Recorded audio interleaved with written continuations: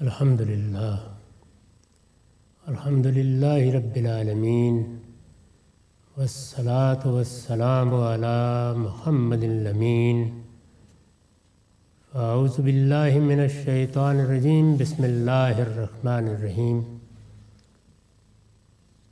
خواتین و حضرات، ہم سورہ یوسف کی آیت 42 سے درس کی ابتدا کر رہے ہیں۔ سیدنا یوسف کی سرگزشت زیر مطالعہ ہے۔ اس سورہ میں اس سرگزشت کا محل کیا ہے، یہ کس پس منظر میں آئی ہے، وہ ہم بیان کر چکے ہیں۔ اس میں بات اب یہاں تک پہنچی تھی کہ دو نوجوان جو یوسف علیہ السلام کے ساتھ ہی زندہ میں داخل ہوئے تھے، انہوں نے خواب دیکھا، سیدنا یوسف سے اس کی تعبیر پوچھی۔ انہوں نے یہ بتایا کہ تم میں سے ایک کو موت کی سزا ہو جائے گی اور دوسرے کو اس کے منصب پر بحال کر دیا جائے گا۔ وہ جسے اس کے منصب پر بحال کیا جائے گا، یہ ہم دیکھ چکے ہیں کہ بادشاہ کا ساقی تھا۔ دو لوگ تھے، جس طرح کہ میں نے عرض کیا، ایک نانپس اور ایک ساقی، یعنی شراب پلانے والا۔ یہ شراب پلانے والا ہے جس کے بارے میں سیدنا یوسف نے یہ کہا تھا کہ تم اپنے منصب پر بحال ہو جاؤ گے۔ اس سے پیچھے سیدنا یوسف کی دعوت بیان ہوئی ہے، یعنی انہوں نے جب یہ دیکھا کہ یہ لوگ میری طرف متوجہ ہیں اور عقیدت مندانہ جذبے کے ساتھ متوجہ ہیں، تو مناسب موقع دیکھ کر اپنی دعوت بھی پیش کر دی۔ اس میں یہ بڑا سبق ہے کہ وہ باقی چیزوں کو زیر بحث نہیں لائے۔ دعوت کی بنیادی حقیقت اللہ کی معرفت اور بغیر ادنیٰ شائبہ شرک کے اللہ کو اپنا معبود ماننا، بس اپنی بات یہیں تک محدود رکھی۔ یہ شراب بھی زیر بحث نہیں آئی۔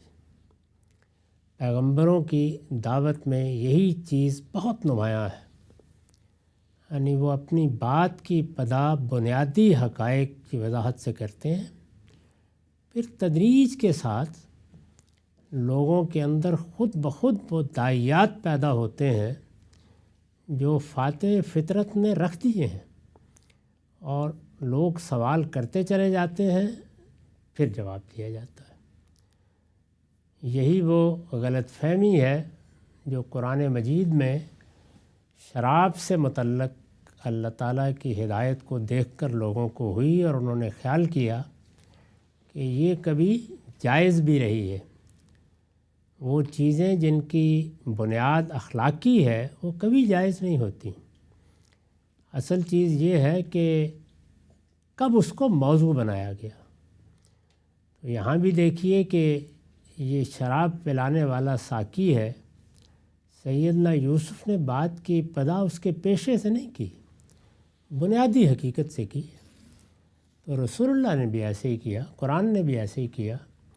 بنیادی حقائق واضح کیے گئے، شرک اور توحید کا فرق بیان کیا گیا، آخرت پر سچا ایمان پیدا کرنے کے لیے پے در پے تقریریں نازل ہوئیں، اور یہ بتایا گیا کہ یہ دنیا ایک عارضی دنیا ہے، اس کا انجام ہونے والا ہے، اور وہ انجام ابدی نقمت اور ابدی نعمت کی صورت میں ہوگا، لہٰذا متنبہ ہو جاؤ۔ یہ دعوت کا طریقہ ہے۔ یہ بات راسخ ہو گئی تو اب دیکھیے کہ خود ایک موقع پر قرآن براہ راست زیر بحث ہی نہیں لایا، خود ایک موقع پر لوگوں نے سوال کیا، تو پھر یہ بتایا کہ یہ جوا اور یہ شراب یہ تو گندے شیطانی کام ہے، ان سے اجتناب کرو۔ یعنی بیان کا موقع کب آیا؟ یہ حرمت کا موقع نہیں ہے، حرمت تو ہمیشہ سے موجود ہے۔ ہر اخلاقی چیز جس کو ہمارے باطن میں اچھا یا برا طے کر دیا گیا ہے وہ کبھی جائز نہیں ہوتی۔ ایک داعی نے اس کو کب موضوع بنانا ہے، اصلاح کرنے والے نے کب کہنا ہے، تو اس کے لیے وہی صحیح ترتیب ہے کہ بنیادی حقائق واضح کریں۔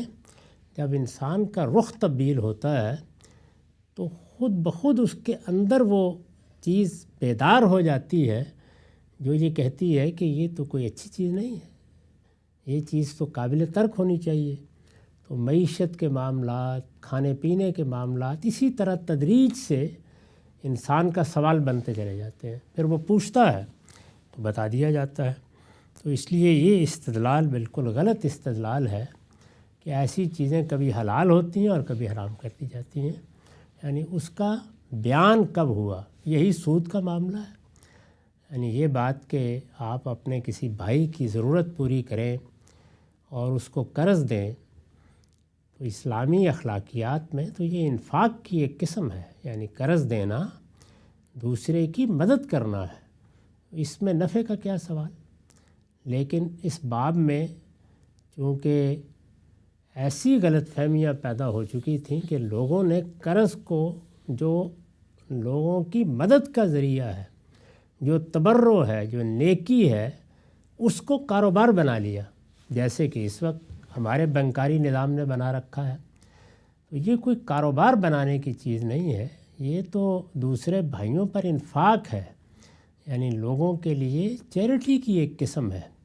اس کو اسی جگہ رہنا چاہیے۔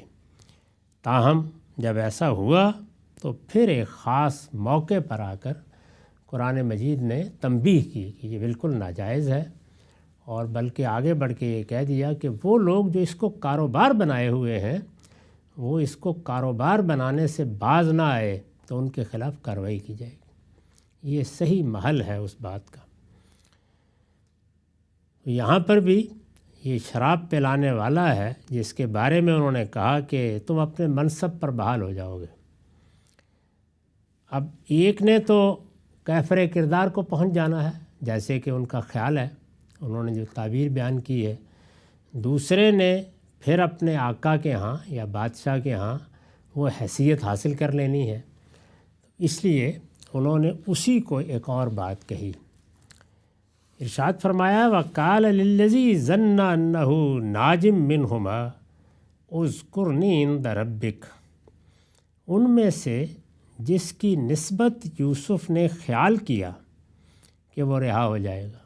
اس سے بالکل واضح ہو گیا کہ یہ تعبیر ان پر الہام نہیں کی گئی تھی، بلکہ اللہ تعالیٰ نے ان کو جو غیر معمولی صلاحیت دی تھی یہ اسی کا اظہار تھا، اور وہ اتنے واضح تھے اس معاملے میں کہ جو مطلب انہوں نے سمجھا انہوں نے پوری طرح اس کو اذعان کے ساتھ بیان کر دیا۔ لیکن قرآن نے یہاں پر نسبت خیال کیا کہ الفاظ استعمال کیے ہیں کہ بہرحال یہ ان کا ظن غالبی تھا، یعنی ایسا نہیں کہ اللہ تعالیٰ کی طرف سے بتا دیا گیا تھا۔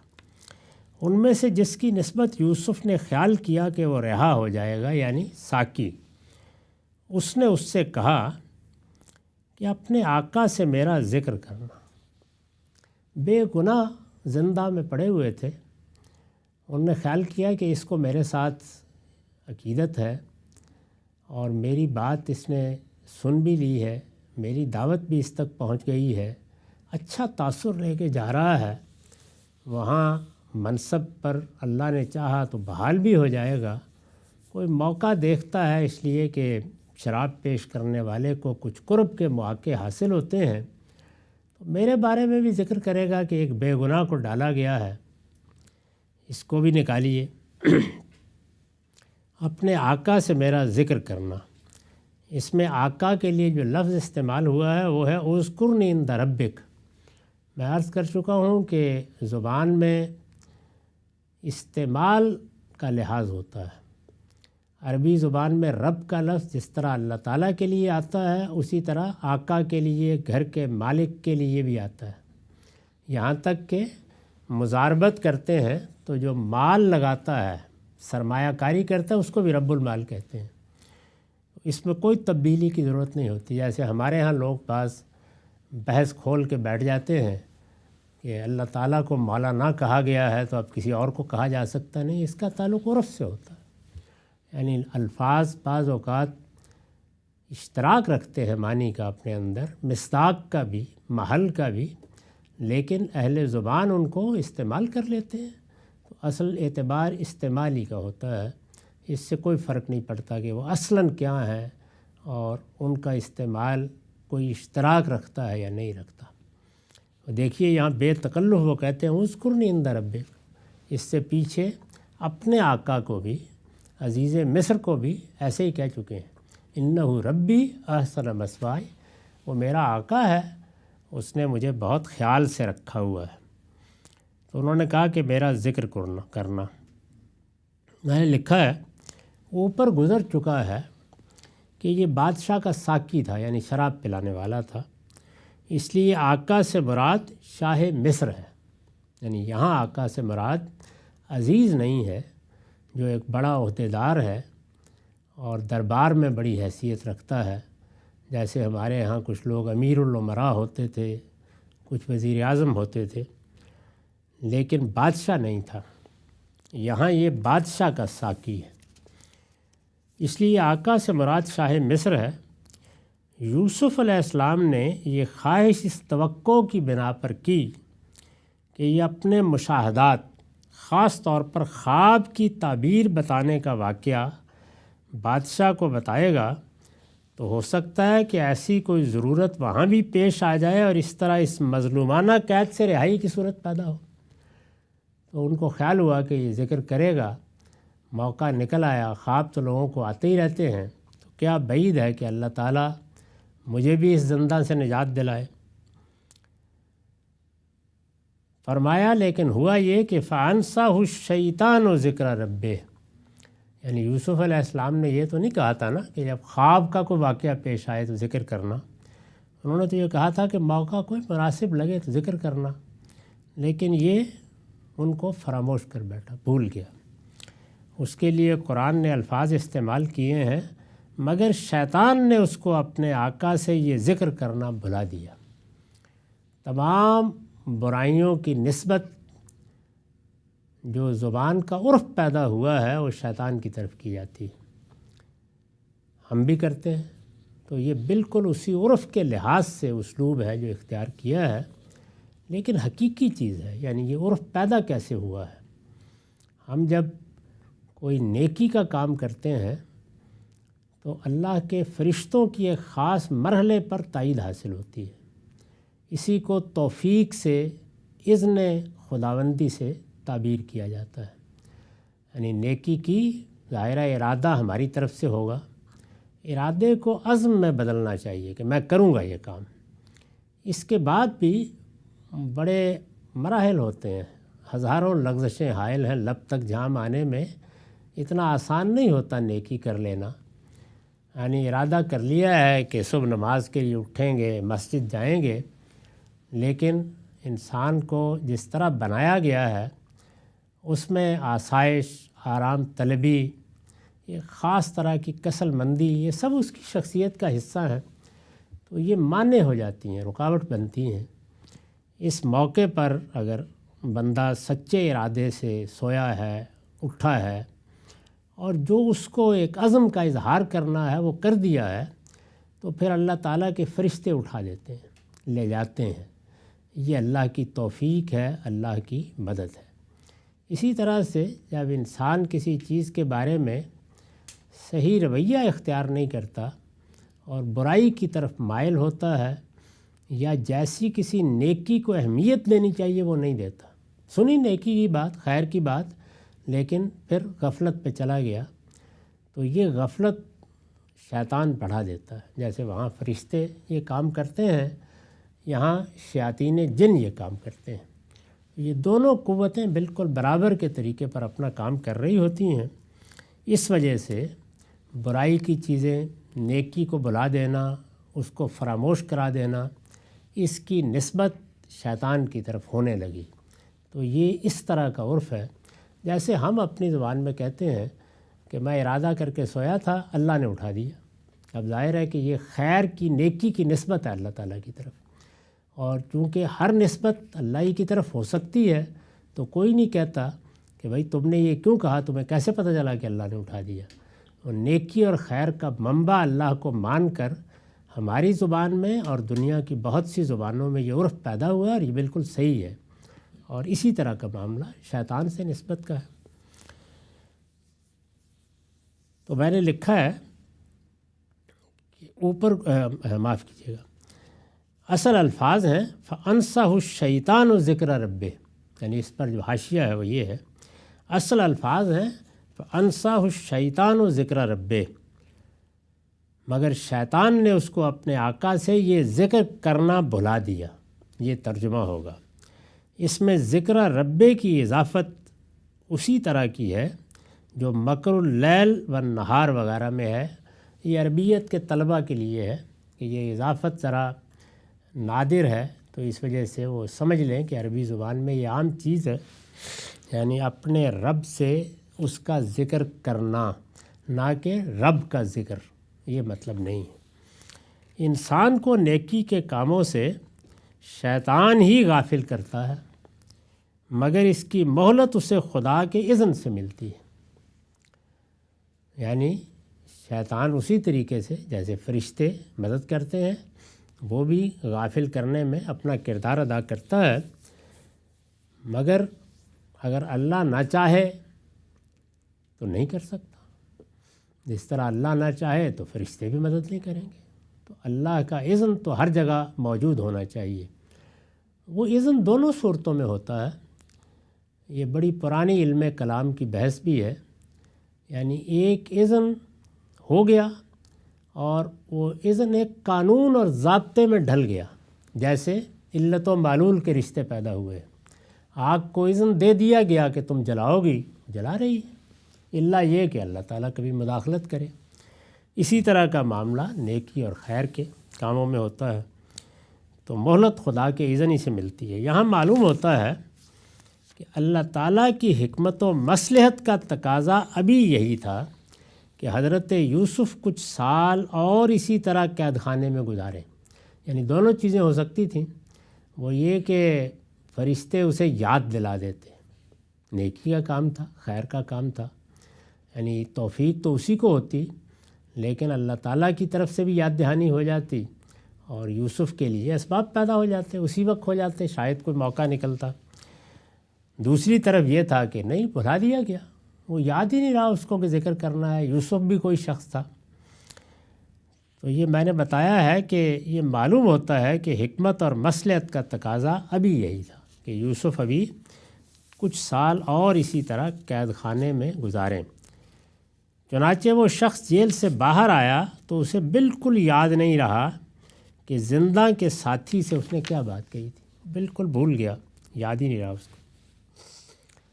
فَأَنْسَهُ الشَّيْطَانُ ذِكْرَ رَبِّهِ فَلَبِثَ فِي السِّجْنِ بِضْعَ سِنِينَ، مگر شیطان نے اس کو اپنے آقا سے یہ ذکر کرنا بھلا دیا، اور یوسف کئی سال تک اسی طرح قید خانے میں پڑا رہا۔ یعنی یہ کوئی 2 دن 4 دن نہیں بھولے، بلکہ برسوں پڑا رہا۔ بِضْعَ سِنِينَ وَقَالَ الْمَلِكُ انی ارا 7 بقرات سمان یاکلہن 7 عجاف و7 سنبلات خضر واخری یابسات۔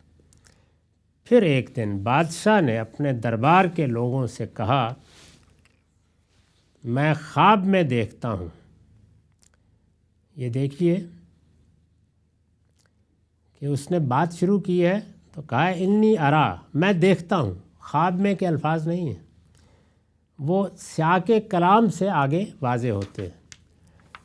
اس چیز کو بعض اوقات نہ سمجھنے کے نتیجے میں ہمارے ہاں روایتوں میں، خود قرآن میں بھی بعض رویا بیان ہوئے ہیں، لوگوں نے ان کو حقیقت سمجھ لیا، جبکہ ہم بھی اس طریقے سے بیان کرتے ہیں، اور بعض اوقات کہیں آگے جا کے ذکر کرتے ہیں کہ میں نے یہ خواب میں دیکھا ہے۔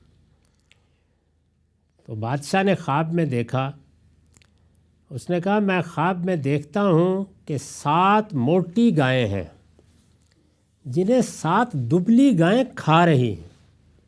خواب میں ایسے ہی چیزیں ممثل ہو کے آتی ہیں، یعنی ایک فلم بن جاتی ہے اور پھر ہمارا باطن وہ دکھاتا ہے ہمیں۔ ایک پردہ سیمی یا ایک سکرین نمودار ہوتی ہے ذہن میں، اور اس میں واقعات چلنے شروع ہو جاتے ہیں۔ یہی خواب کی حقیقت ہے۔ 7 موٹی گائیں ہیں جنہیں 7 دبلی گائیں کھا رہی ہیں، اور 7 بالیں ہری اور دوسری 7 سوکھی ہیں۔ یعنی ایک طرف گائیں ہیں، 7 موٹی موٹی گائیں ہیں، اور دبلی 7 گائیں ان کو کھائے جا رہی ہیں، اور ایک طرف کھیت میں 7 بالیں ہیں ہری ہوئی اور 7 سوکھی ہیں۔ اتنا حصہ مقدر کر دیا اور وہ بھی ہری بالیوں کو کھا رہی۔ یعنی یہ انہوں نے خواب سنایا، بادشاہ نے یہ خواب سنایا۔ یہ حصہ آیت میں محذوف ہے، آگے آیت 48 میں اس کی وضاحت ہو گئی ہے۔ یہ جو اور وہ بھی ہری بالیوں کو کھا رہی ہیں، یہ یہاں نہیں ہے، مقدر کر دیا، آگے سے وضاحت ہو جائے گی۔ یہ عربی زبان کے عام اسالیب ہیں، ان پر گرفت ہو تو بہت سی چیزیں بالکل واضح ہو جاتی ہیں۔ اس نے یہ خواب سنایا بادشاہ نے، اور پھر کہا کہ یا ایھا الملأ افتونی فی رؤیا ان کنتم للرؤیا تعبرون۔ دربار کے لوگوں، مجھے خواب کی تعبیر بتاؤ اگر تم خواب کی تعبیر دیتے ہو۔ بادشاہوں نے اپنے دربار میں ہر فن کے لوگ اکٹھے کیے ہوتے تھے، یعنی جادوگر بھی، شعبدے باز بھی، طبیب بھی، شاعر بھی، ادیب بھی، ایسے ہی خواب بتانے والے بھی ہوتے تھے۔ تو بادشاہ نے کہا کہ ذرا خواب کی تعبیر بتاؤ اگر تمہیں اس فن سے کوئی بہرہ ملا ہے۔ اس پر حاشیہ ہے، اس آخری فقرے سے مترشح ہے کہ بادشاہ اگرچہ اپنے اس خواب سے بہت زیادہ متاثر تھا، یعنی خواب کا ایک اثر تھا اس کی طبیعت پر، ایسا ہوتا ہے، یعنی جو خواب فی الواقع کوئی اہمیت رکھتا ہو وہ صبح اٹھنے کے بعد آسانی سے فراموش نہیں ہوتا، اس کا ایک اثر ہوتا ہے طبیعت پر۔ تو بادشاہ بھی اپنے خواب سے متاثر تھا، مگر یہ بھی جانتا تھا کہ اس کی تعبیر بتانا اتنا آسان نہیں ہے۔ کچھ عجیب سا خواب تھا۔ 7 موٹی گائیں، ان کو 7 دبلی گائیں کھا رہی ہیں، 7 ہری بالیاں ہیں، ان کو 7 سوکھی بالیاں کھا رہی ہیں۔ تو اس نے کہا کہ اگر تم بتا سکتے ہو تو بتاؤ۔ قالوا اضغاث احلام، لوگوں نے کہا یہ پریشان خواب ہے۔ وما نحن بتاویل الاحلام بعاملین، اور ہم اس طرح کے خوابوں کی تعبیر نہیں جانتے۔ یعنی خوابوں کے بارے میں عرض کر چکا ہوں، ایک وہ کہ جس میں اللہ تعالیٰ اور اللہ تعالیٰ کے فرشتے انسان کو کوئی بشارت دینے کے لیے اسی میڈیم کو استعمال کرتے ہیں، یعنی ہمارے اندر یہ چیز رکھی گئی ہے۔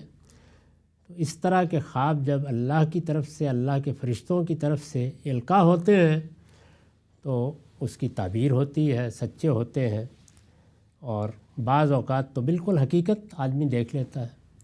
اسی طرح شیاطین جن بھی اس کو ذریعہ بناتے ہیں۔ تو ڈراؤنے خواب جیسے کہ حدیث میں آیا ہے بالعموم شیاطین کی طرف سے دکھائے جاتے ہیں، وہ انسانی نفسیات کو متاثر کرتے ہیں اور بعض اوقات آدمی کی طبیعت پر برے اثرات ڈالتے، یہاں تک کہ اس کو برائیوں کی طرف بھی لے جاتے ہیں۔ ایک اس طرح کے خواب ہیں، اور زیادہ تر خواب یہ تیسری قسم کے ہوتے ہیں، یعنی جن میں خود ہمارا باطن، جس میں یہ صلاحیت رکھی گئی ہے، تو جیسے آپ کوئی ایسی چیز کو آن کر دیتے ہیں کہ جو پھر بے وجہ چلتی رہتی ہے، تو یہ صورت ہوتی ہے۔ تو جو اس کے پاس مواد موجود ہے، خواہشیں ہیں، رغبات ہیں، زندگی کے اندر بہت سے پرانے واقعات پیش آئے ہیں جو بڑے متاثر کن تھے کبھی، وہ سب کو نکالتا ہے اور نکال کے ایک فلم بنا کے پیش کر دیتا ہے۔ تو یہ ہے اضغاث و احلام، یہ خواب پریشان خواب ہوتے ہیں۔ تو لوگوں نے کہا کہ اسی طرح کے خواب ہے، یعنی کوئی سمجھ میں نہیں آیا ہماری 7 دبلی گائیں، 7 موٹی گائیں، کیا ہوا؟ یہ بس اسی طرح کی چیز ہے، اور اس طرح کے خواب ہم نہیں جانتے۔ یہ جو آخری بات ہے کہ وما نحن بتاویل الاحلام بعاملین، یعنی ہم رویا اور خواب کی تعبیر تو بتا سکتے ہیں، لیکن اس طرح کی پریشان چیزوں کی تعبیر ہم نہیں جانتے۔ یہ فقرہ انہوں نے اپنا بھرم قائم رکھنے کے لیے کہا ہے۔ مطلب یہ ہے کہ آپ کا خواب بامانی ہوتا تو ضرور ہم اس کی تعبیر بتاتے، لیکن یہ تو بالکل پریشان خواب ہے، اس لیے مطمئن ہو جائیے اس طرح کے خوابوں کی کوئی تعبیر نہیں ہوتی۔ یہ بات اپنی جگہ بالکل صحیح ہے کہ وہ خواب جو ہمارے باطن سے وجود پذیر ہوتے ہیں وہ زیادہ تر ہمارے حال اور ہمارے ماضی کی چیزوں، واقعات، بدن پر گزرنے والے احوال، یعنی آپ بعض خواب باقاعدہ دیکھنے کی منصوبہ بندی کر سکتے ہیں، وہ آ جائیں گے نظر، تو یہ چیز بالعموم ہو جاتی ہے۔ اس طرح کے خوابوں کی کوئی تعبیر نہیں ہوتی۔ یہی بات انہوں نے کہی کہ ایسے ہی۔ جب یہ دربار کے لوگوں نے کہہ دیا تو وقال الذی نجا منہما، وہ اس کو یاد آ گیا، وہ شخص تو ساقی تھا جس کو یوسف علیہ السلام نے کہا تھا کہ کبھی میرا ذکر کرنا، تو اس کو یاد آ گیا۔ اس نے کہا، کس نے؟ وہ جو ان دونوں میں سے چھوٹ گیا تھا، نجا منہما، وقال الذی نجا منہما، ان دو قیدیوں میں سے جو چھوٹ گیا تھا،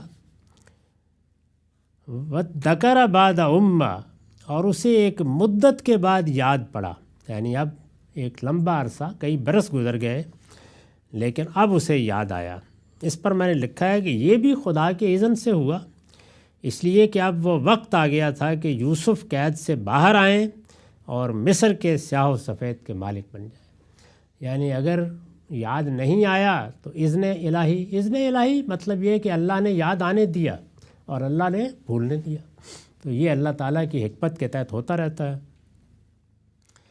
اسے ایک مدت کے بعد یاد پڑا، اس نے کہا، قال الذی نجا منہما وذکر بعد امہ انا انبئکم بتاویلہ فارسلون، میں آپ لوگوں کو اس کی تعبیر بتاؤں گا، جاننا چاہتے ہوں تو مجھے ذرا بھیج دیجئے، یعنی قید خانے میں یوسف کے پاس بھیج دیجئے۔ یہاں بھی قرآن نے اپنے طریقے کے مطابق متعلقات حذف کر دیے ہیں، omit کر دیے ہیں۔ اس پر بھی میں نے لکھا ہے کہ قرآن نے یہاں بھی اپنے اسلوب کے مطابق تفصیلات حذف کر دی ہیں۔ یہ طریقہ ہے، قرآن قصہ سناتے وقت بالکل اپنے مدعا پر رہتا ہے، اس لیے کہ وہ کوئی داستان سرائی کی کتاب نہیں ہے، اس کے پیش نظر استدلال ہوتا ہے۔ بائبل اور تالمود سے معلوم ہوتا ہے کہ اس شخص نے پہلے یوسف علیہ السلام اور جیل میں ان سے اپنی ملاقات اور خوابوں کی تعبیر پوچھنے کا پورا قصہ بادشاہ اور اس کے درباریوں کو تفصیل کے ساتھ سنایا۔ یعنی جب اسے یاد آیا، خواب سن کر یاد آ گیا تو اس نے وہ پوری بات سنائی بادشاہ کو۔ تو بائبل میں اگر دیکھیں آپ، یہ سرگزشت پہلی ہی کتاب میں ہے، کتاب پیدائش میں اور تالمود میں، تو وہاں بڑی تفصیل ہے کہ کیا بادشاہ کے ساتھ بات ہوئی، اور پھر اس نے وہ کہا جو یہاں بیان ہوا ہے۔ اس کے بعد ان سے کہا کہ مجھے جانے دیجئے، میں اس خواب کی تعبیر بھی انہی سے پوچھ کر آتا ہوں۔ تو اس نے یہ کہا کہ مجھے ذرا بھیجیے، میں آپ کو اس کی تعبیر بتاؤں گا۔ انا انبئکم بتاویلہ فارسلون۔ اب اس کے بعد یہ صاحب وہاں گئے اور انہوں نے جا کے یوسف علیہ السلام کو وہ بادشاہ کے خواب سنائے ہیں اور یہ کہا ہے کہ میں ان کی تعبیر پوچھنے آیا ہوں۔ خواب پہلے بیان ہو چکے ہیں۔ اس نے جا کر کہا، یوسف ایھا الصدیق افتنا فی سبع بقرات سمان یاکلہن سبع عجاف وسبع سنبلات خضر واخر یابسات لعلی ارجع الی الناس لعلہم یعلمون۔ اس نے جا کر کہا، یوسف اے سراپا راستی، کیا خطاب کیا ہے ان سے، یوسف ایھا الصدیق، یوسف اے سراپا راستی، ہمیں 7 موٹی گایوں کے بارے میں بتاؤ جنہیں 7 دبلی گائیں کھا رہی ہیں، اور اسی طرح 7 ہری اور دوسری 7 سوکھی بالیوں کے بارے میں، اس لیے کہ میں لوٹ کر ان لوگوں کے پاس جاؤں تاکہ وہ بھی جان لیں، یعنی اٹکل کے تیر چلانے کے بجائے وہ بھی جان لیں کہ اس خواب کی حقیقت کیا ہے۔ تو اس طرح اس نے جا کے خواب بیان کیا اور یہ چاہا کہ جس طرح سیدنا یوسف نے اس کے خواب کی تعبیر بتائی تھی اس کی تعبیر بھی بتائیں۔ آگے پھر سیدنا یوسف نے تعبیر بتائی ہے۔ ہمارا وقت ختم ہو گیا۔ اقول قولی ھذا واستغفر اللہ لی ولکم ولسائر